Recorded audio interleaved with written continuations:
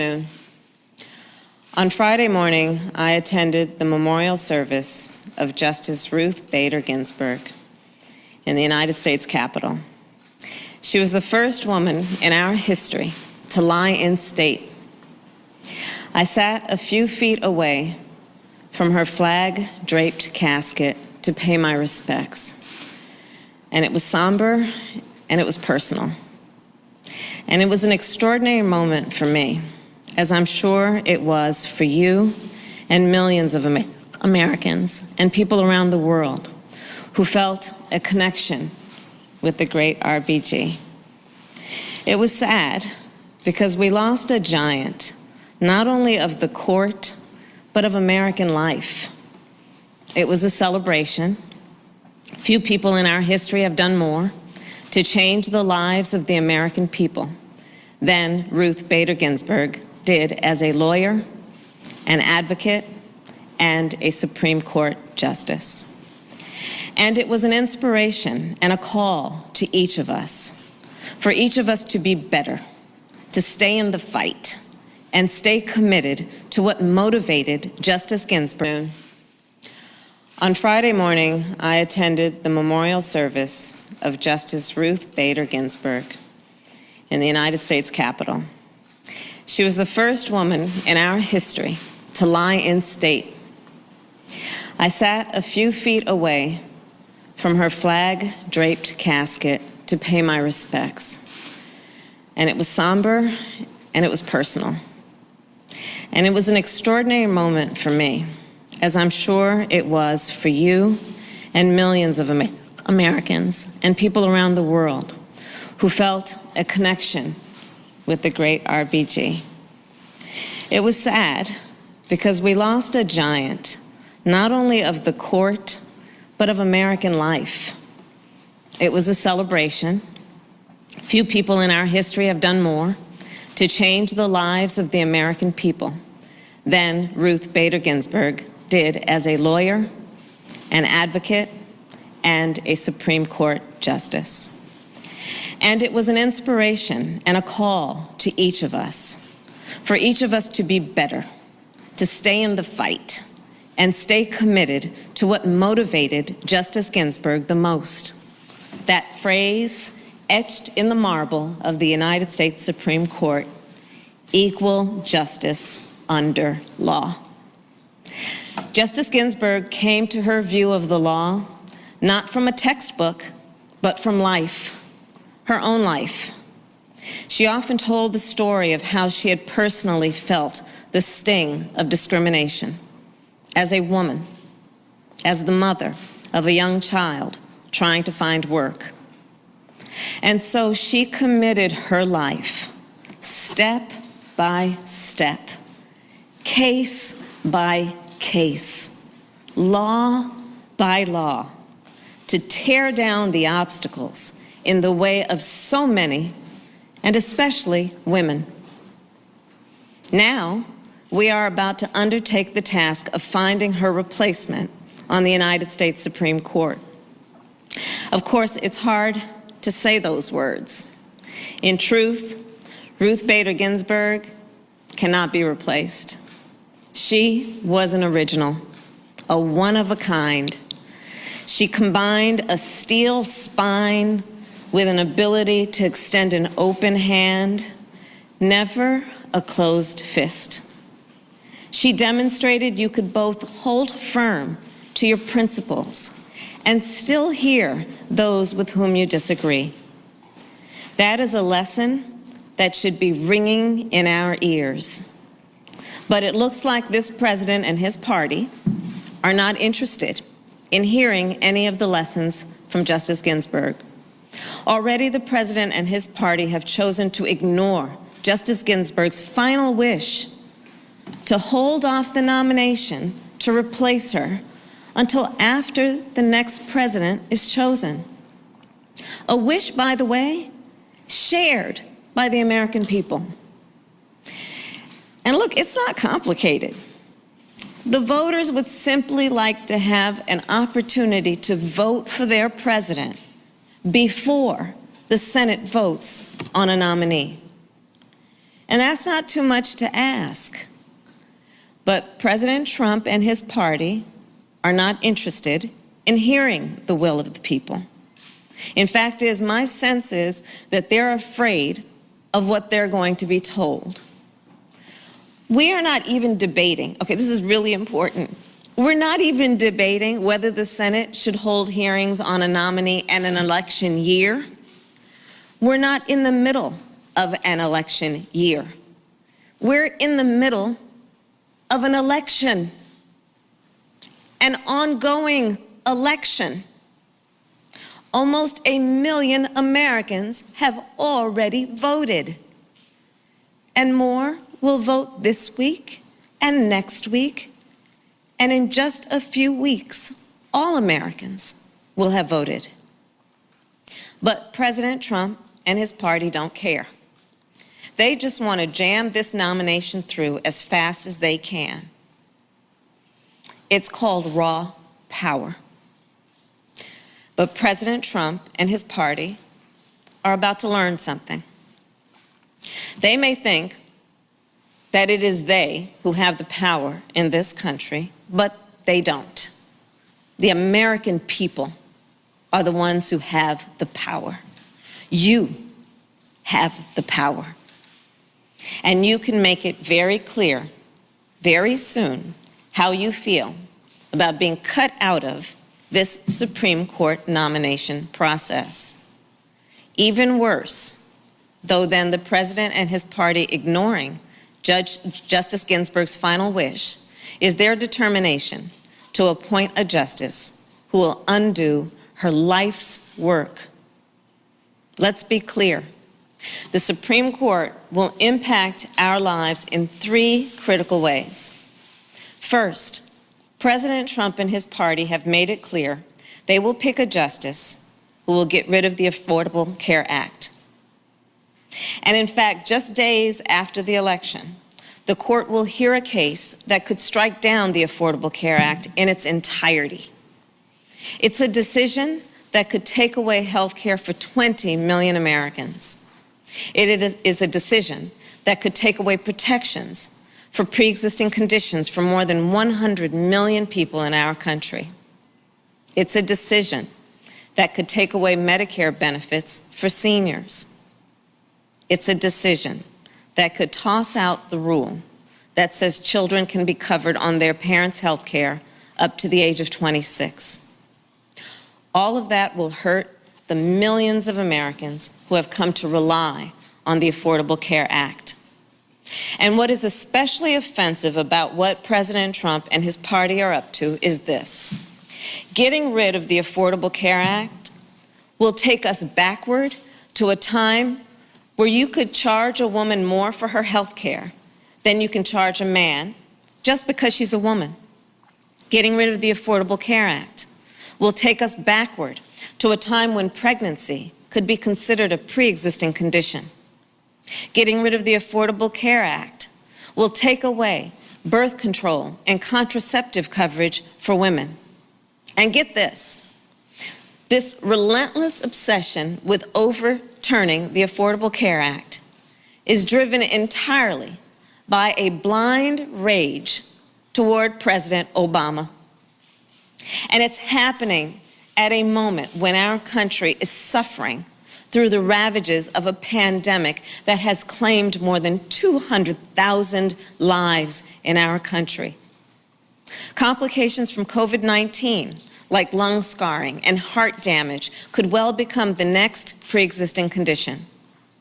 In short, there are few things they could do that would be more offensive to the legacy and the life of Justice Ginsburg than to return us to the full-scale policies of discrimination in health care toward the women of our country. But that's what overturning the Affordable Care Act will do. And overturning the Affordable Care Act is a way a nominee gets the support of this president and his party. As Attorney General of California, I defended your right to health care. As senator, I voted to protect your right to health care. But now President Trump has nominated Judge Amy Coney Barrett, and we know where Judge Barrett stands on the Affordable Care Act. Judge Barrett is on record opposing the decision that upheld the Affordable Care Act.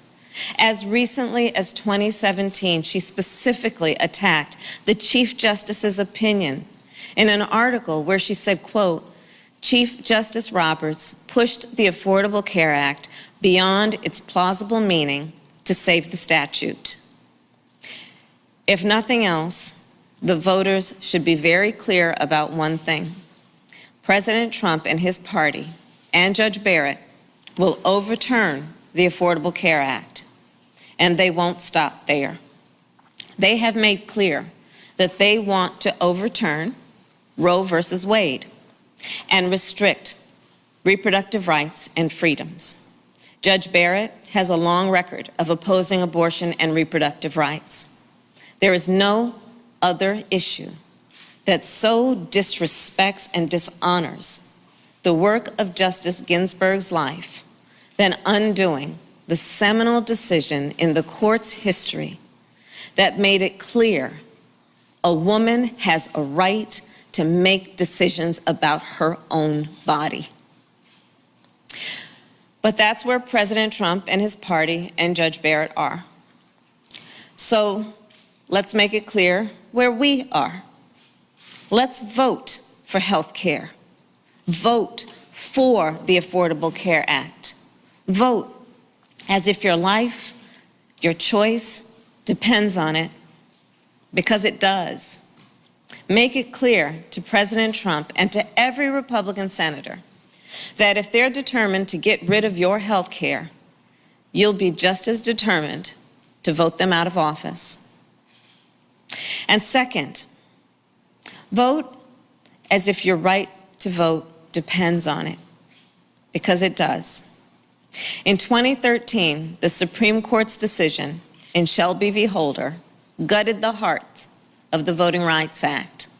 Soon after, numerous states, including Texas and North Carolina and Alabama and Mississippi, enacted discriminatory laws designed to suppress the people's right to vote and targeted people of color and students.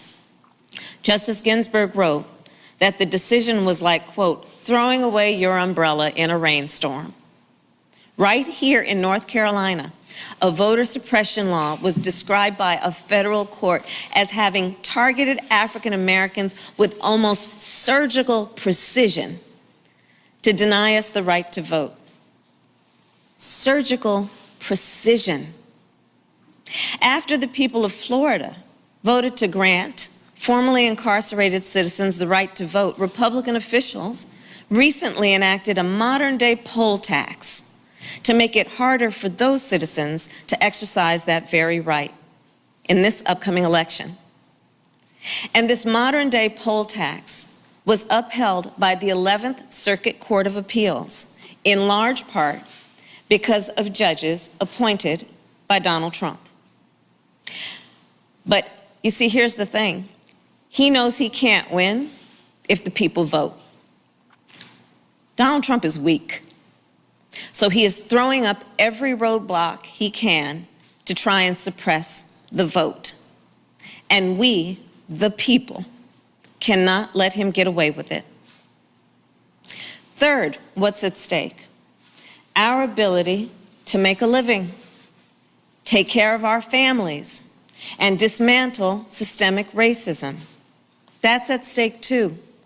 For example, so court decisions can determine your ability to earn a living wage, to receive equal pay for equal work, or collectively bargain for your rights at work.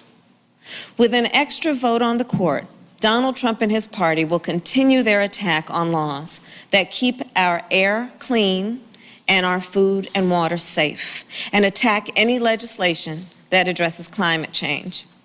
They will also continue to divide us and ignore the systemic racism that still plagues our society. Their decisions could fail to hold the actors in our criminal justice system accountable. Victims of abuse of power by law enforcement could be less likely to succeed on their civil rights claims. the due process rights of criminal defendants could be less likely to be vigorously enforced. These are the decisions that would upend Justice Ginsburg's life's work to uphold basic liberties of all Americans, regardless of race, gender, sexual orientation, religion, disability, or economic station. Yes, she was part of our culture. Yes, we wear those notorious BIG t-shirts with a lot of pride. But since she passed, there are parents reminding their children that she helped their lives in concrete yet immeasurable ways. Because of her, they could get a job of their dreams, fight for equal pay for their work, marry the person they love, serve the country they love, and enjoy the full rights and privileges of citizenship that they deserve, free of discrimination. And that legacy, her belief in all of us, is at stake. The outcome of this election, more than any other in our lifetime, affects every part of your life and every branch of government, all at once, with consequences that will last generations. And all with a nation in crisis and at a crossroads. The pandemic, the recession, a reckoning on racial injustice, a changing climate, a crisis with the nomination to the Supreme Court. So, I know that it feels sometimes like this is just too much for us to take, too much for our country to take. And I think that's what they want you to believe. They want you to feel tired. They want you to feel like your fight doesn't matter. But we will not give up. And we will not give in. We will not let the infection that President Trump has injected into the presidency and into Congress, that has paralyzed our politics and pitted Americans against each other, spread to the United States Supreme Court. This election is about more than the presidency or the Senate or the Supreme Court. This election is about our democracy. And as Joe Biden has said from the moment he entered this race, it's about the soul of our nation, who we are, what we stand for, and maybe, most importantly, who we want to be. And that's what I felt when I said goodbye to Justice Ginsburg. She understood the soul of our nation and what is expected of each of us.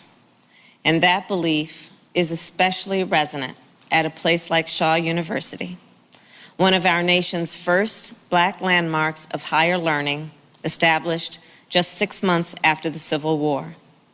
People born into bondage and brutality stood on this very ground as graduates and as scholars.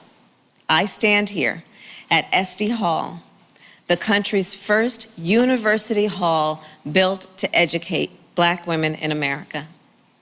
A century later, and a few months after the Greensboro sit-ins, Ella Baker and fellow students at Shaw established the Student Nonviolent Coordinating Committee that our dear John Lewis would one day lead. I stand here on their shoulders and with all of you as the nominee for Vice President of the United States. I stand with Joe Biden, who will be your next president. I stand with Cal Cunningham, who will be the next senator from the great state of North Carolina. And I stand with them and the American people to fight for a Supreme Court justice who, like Justice Ginsburg, truly believes in equal justice under law. May God bless Justice Ruth Bader Ginsburg. May God bless you all. and may God bless the United States of America.